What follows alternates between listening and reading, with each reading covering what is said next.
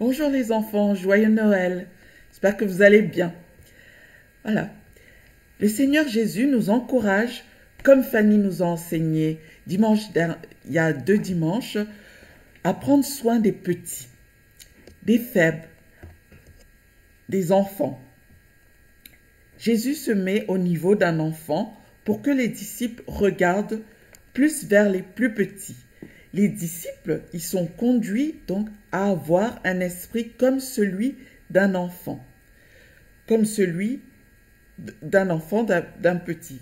Et cela peut passer par le service, en donnant un verre d'eau en le nom de Jésus. Ce que je fais de bien aux autres, je le fais au nom de Jésus. C'est à Jésus que je le fais. Et ce que je fais de mal aux autres aussi, c'est aussi à Jésus que je le fais. Donc, il faut faire bien attention à cela. Et là, Jésus va continuer à enseigner comme d'habitude. Il continue à enseigner à ses disciples. Et cette fois, il va poursuivre en leur enseignant comment agir en son nom, comment agir comme Jésus veut que nous fassions. Comment Jésus veut que nous... qu'est-ce que Jésus veut qu'on fasse dans notre vie? Qu'est-ce qui nous empêche aussi de ne pas agir comme Jésus veut?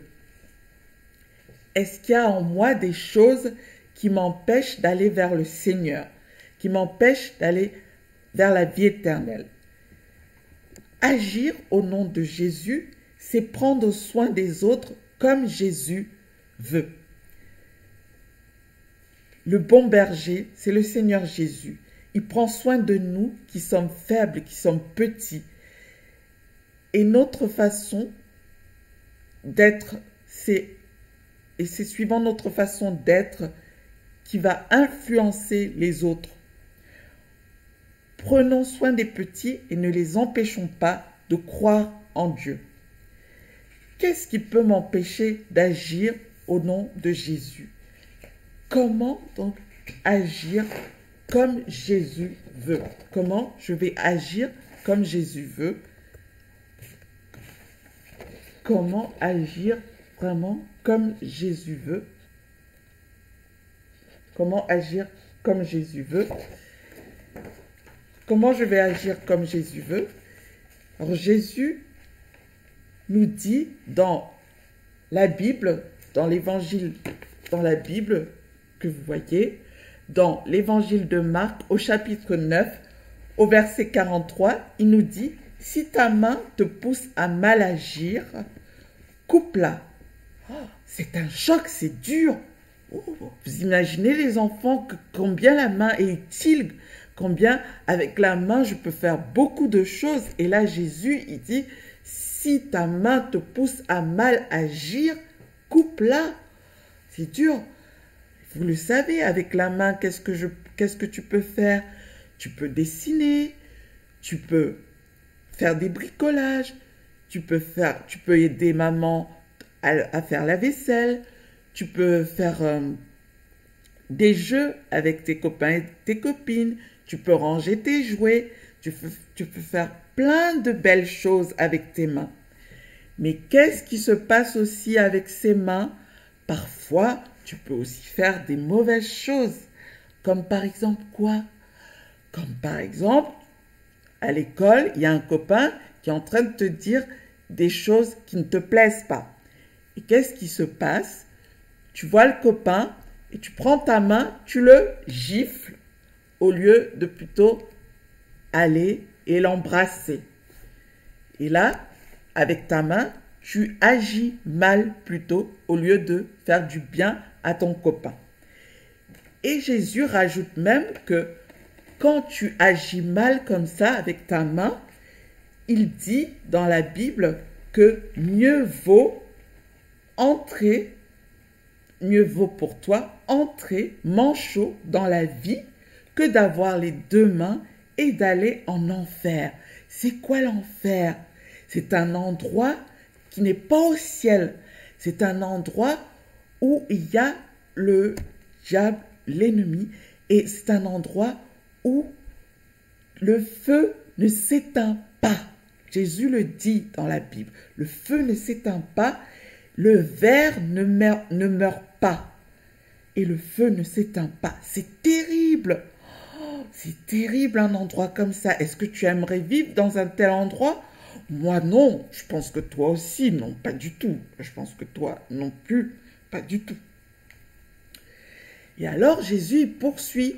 Il nous dit encore, quelle autre chose peut t'empêcher d'agir comme il veut. Il y a aussi un autre membre de mon corps, de ton corps, qui va te pousser à mal agir. Qu'est-ce que c'est? C'est pas seulement la main, ça peut être aussi le pied. Comme tu peux voir sur cette image, il y a des copains, des copines.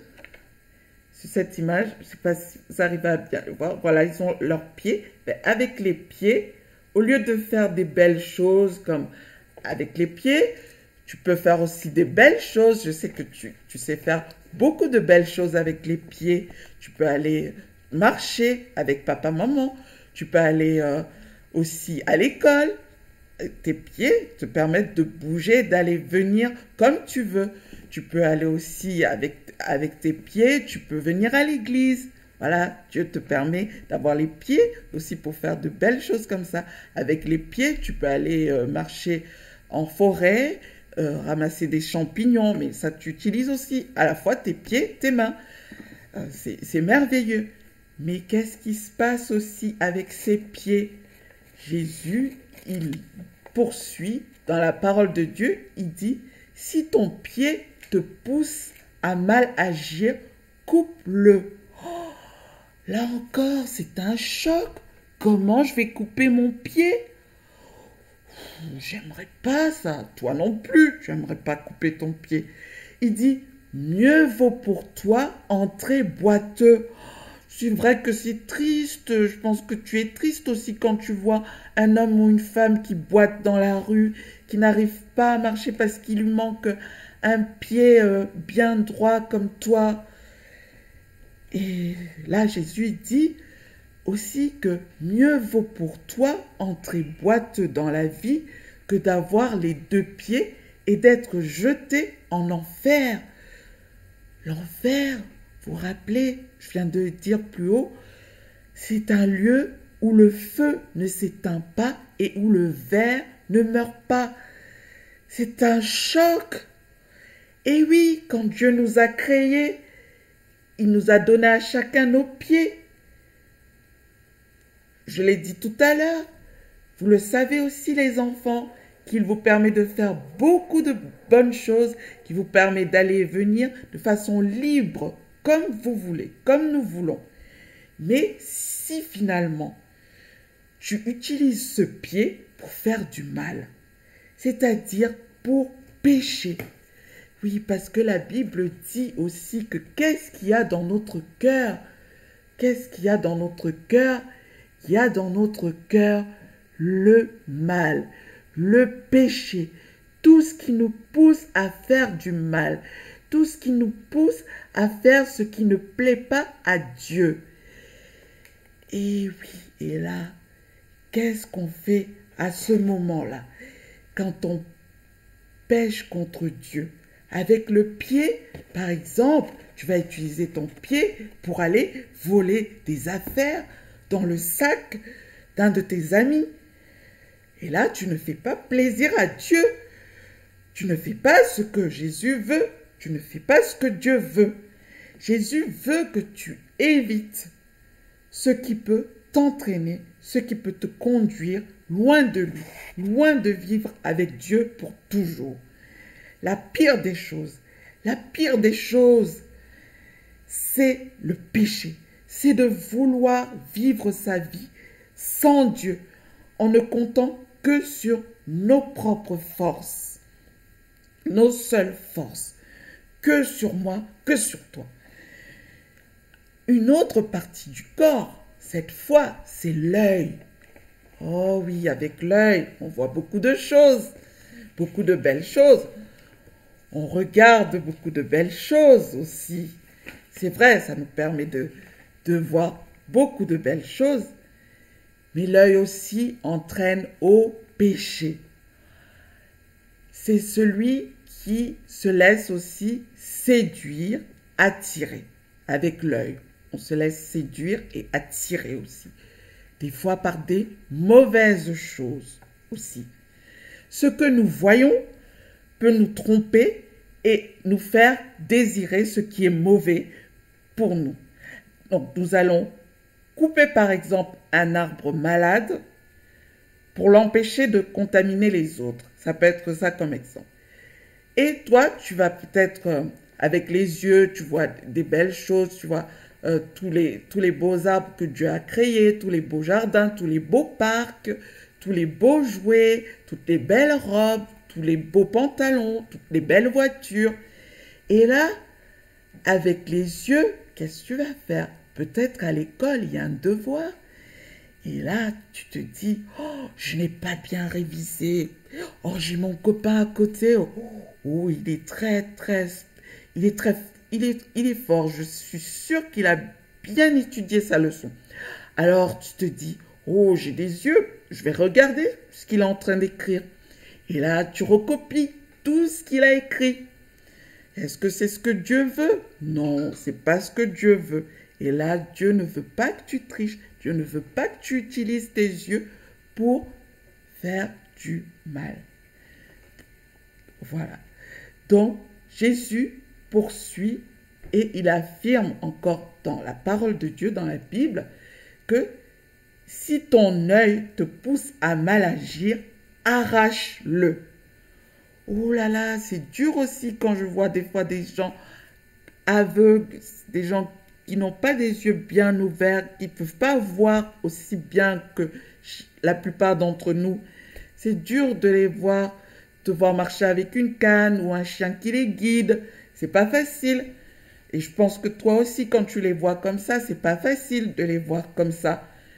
Mais Jésus nous dit aussi que mieux vaut pour toi entrer dans le royaume de Dieu avec un seul œil. C'est pas comme ces gens qui ne peuvent pas voir clairement. C'est juste la mauvaise attitude que tu adoptes avec cet œil que Jésus t'a donné. C'est de ne pas rentrer dans cette mauvaise attitude avec l'œil, la main ou le pied. Donc, mieux vaut pour toi entrer dans le royaume de Dieu avec un seul œil que d'avoir les yeux, et d'être jeté dans l'enfer, là où le feu ne s'éteint pas et le ver ne meurt pas. Donc, Jésus a utilisé là des images fortes. Et il nous frappe avec toutes ces images fortes. Et nous voyons avec tout ceci combien le péché, il est grave. Le péché, c'est faire ce qui ne plaît pas à Dieu. Cela nous conduit à la mort. Servir le Seigneur, prendre soin des petits. Oui, c'est aussi suivi d'une récompense, d'un cadeau auprès de Dieu. Ce que nous faisons et notre manière de voir, de regarder le monde et de regarder les autres aussi sont visés. Tout est vu, tout est su. Tout ça, le Seigneur le sait. Et aussi quand nous faisons le mal, c'est la chute. Ça peut venir de partout. Ça peut venir de la main, du pied, de l'œil. Il faut être prêt à dire non à tout ce qui peut nous pousser à faire du mal. À tout ce qui peut nous pousser à ne pas faire ce que Jésus veut que je fasse, que tu fasses. La vie, c'est avec le royaume de Dieu. Oui, vivre, c'est avec le royaume de Dieu. C'est la vie parfaite et bienheureuse auprès de Dieu. Comment agir comme Jésus veut? Jésus nous invite donc à faire le bien et non le mal. Donc, ne nous laissons pas entraîner vers le bas. Surtout, ne pas entraîner vers le bas les autres. Ne laissons pas une part de nous-mêmes nous tirer vers le bas. Jésus ne veut pas que nous nous habituions avec ce qui nous tire vers le bas, vers le mal. Et Jésus va aussi nous parler du sel de la vie. Il va terminer là en disant que chacun sera, tout homme, donc, sera salé au feu. Le sel, c'est une bonne chose. J'imagine que vous aimez bien aussi les enfants, j'aime bien le sel aussi. Mais s'il perd sa saveur, donc s'il n'a plus de goût, avec quoi la lui rendrez-vous? Ayez du sel en vous-même et soyez en paix les uns avec les autres. Certains aliments sont bons à manger. Et oui, mais quand ils sont sans saveur, sans goût, tu n'as pas vraiment envie de manger, n'est-ce pas? Pour changer leur goût, qu'est-ce que tu fais? Tu rajoutes encore du sel. Et ils deviennent alors très bons, très appétissants, miam miam. Eh bien, nous aussi, nous avons des envies de bien faire. Tu as envie, par exemple, de partager ton goûter, ton bon goûter que maman t'a fait, t'a bien préparé. Tu as envie de consoler un copain qui est triste. Tu as envie d'aimer une personne même qui te fait du mal.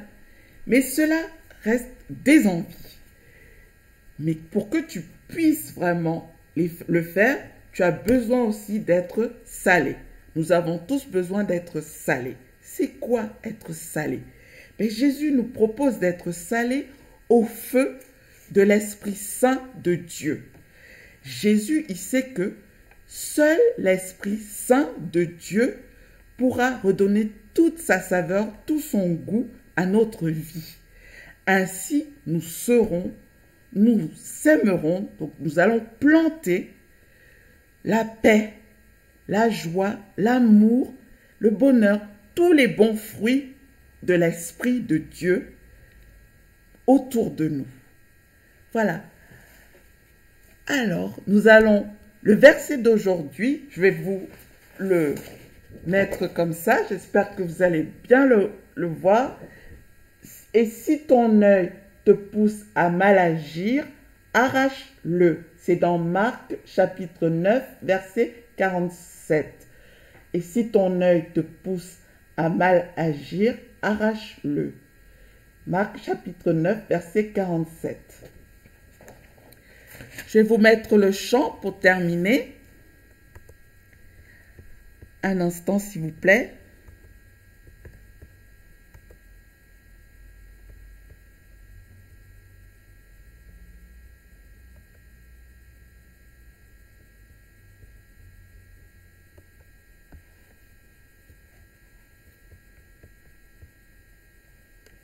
Alors où il est, Jésus, hein? Où est-ce qu'il se cache, le Fils de Dieu? Il faut le trouver.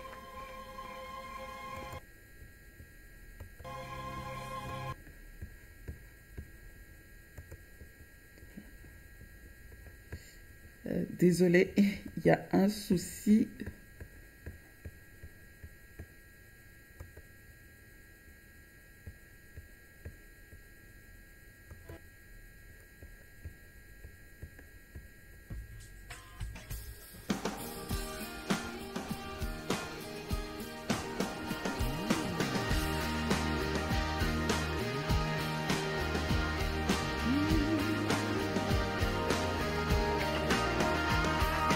Jésus, tu es mort sur la croix, ressuscité pour nous sauver. Pardon, Seigneur, pour mes péchés. Toi, mon ami, sois mon sauveur. Change ma vie, change mon cœur. Je veux, Seigneur, vivre pour toi. Change ma vie, change mon cœur. Je veux, Seigneur, vivre pour toi.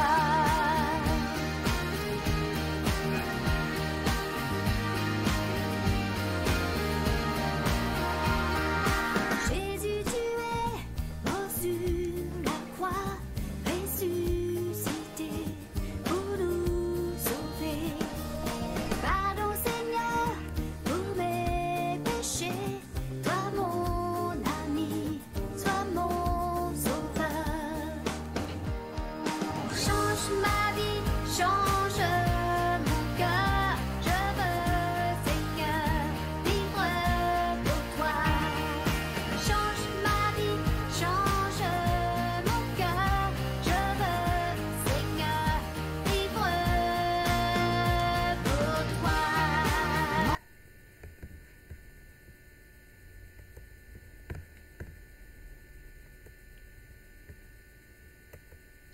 Voilà les enfants, je vous souhaite une bonne fin de vacances, bonne fête de fin d'année. À bientôt.